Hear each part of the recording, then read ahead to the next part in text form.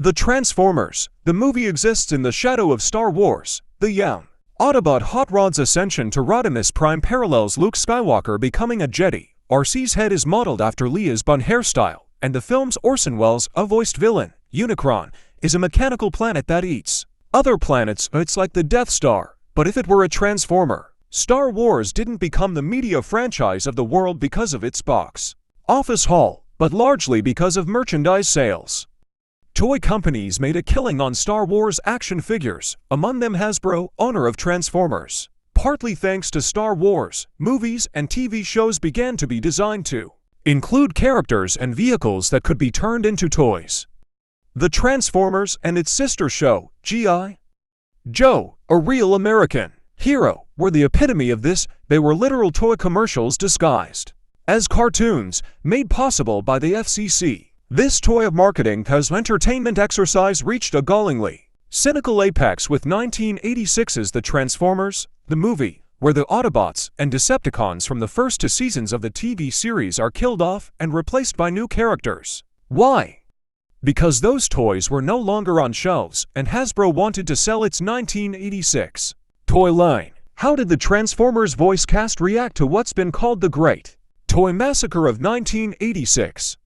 Turns out, they were almost as shocked as the young audience who saw their favorite action figures hacked to death on the big screen, inadvertently killing icons. In a behind-the-scenes feature discussing the making of the Transformers, the movie, actor Neil Ross claims the cast wasn't given scripts in advance, so they were naturally taken by surprise when characters started dying. So we show up and they pass out the scripts and it's like, we're doing the Pat Fraley thing. BS, BS, my line. BS, BS, my line. And suddenly we're going, wait a minute.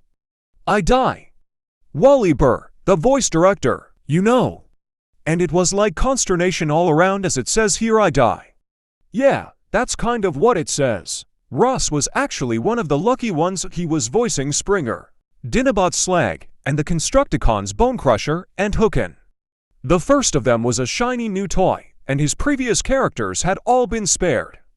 Not everyone in the cast was so fortunate though. Peter Cullen was part of the unlucky group.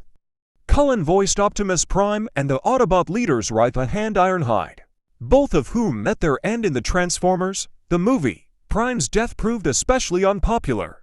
Cullen, for his part, wasn't pleased. I hated it. I really did. I was standing with Frank Welker, the voice of Megatron, and we were reading our lines.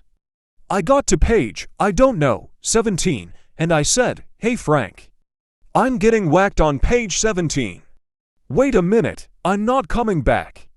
Whoa, there go the car payments. When Cullen learned years later of the backlash to Prime's death, his feelings soured even more. As Ross put it in the aforementioned interview, I don't think they realized what they had with Peter Cullen and Optimus Prime. I mean now they do, but back then, kill him off no problem.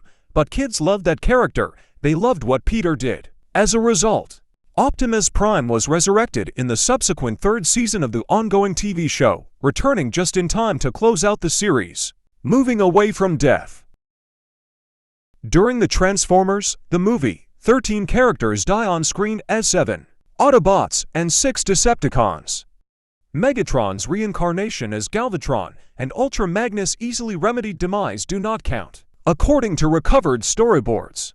A few more characters were set to be killed off and were saved only because these scenes were deleted from the film. The Transformers Season 3 writer Flint Dill recounts, at one point in our script, we had the entire 85 Autobot toy line attack, basically, the Decepticons, who are blocking their way to the center of Cybertron. It was just this charge of the Light Brigade, and the whole product line gets wiped out.